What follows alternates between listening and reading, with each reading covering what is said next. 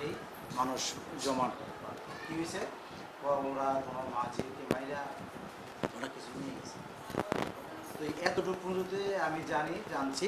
তারপর পরে এসে সেটা আমার ক্যামেরা চালু করছি। চালু করার পরে গতকালকে যে ক্যামেরা ফুটেজ আছে, ফুটেজগুলো আমরা দেখলাম।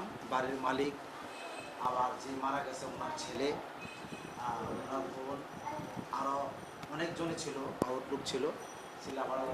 শেষ পর্যন্ত পুলিশের লোকও এসে দেখছে, ফুটেজ নিয়ে গেছে। আমরা 8টে একটা অপরিচিত ঢুকতে দেখছি, যে ওনার পরনে পাজামা পাঞ্জাবি ছিল, মাথা টুপি ছিল, হাতে ব্যাগ ছিল।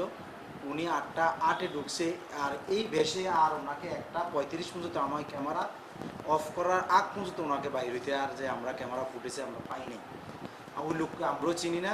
আবার যে মারা গেছে যে মহিলার ছেলেও বললো যে ও চিনে না। এই এতটুকু পর্যন্ত জানি, আর কোনো কিছু আমরা জানি না। তবে এই মহিলা, তারা আমরা জানা মতে খুব ভালো মানুষ ছিল। ওনার হাজব্যান্ড গত বছর স্ট্রোক করে মারা যায়। সে আদালতে চাকরি করতো অ্যাকাউন্টসে।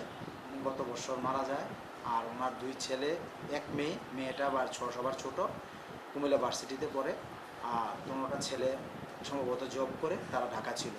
ওই যে পরবর্তীতে শুনতে পারলাম যে বড় ছেলেটা রাত্র 11টা, আনুমানিক 11টা বা এর পরও হতে পারে, উনি এসে সেটা ওনার ভোরে ব্রিজে সেটা দেখছে যে ওনার মা বোন মারা গেছে। তারপরে মনে পুলিশকে খবর দিছে।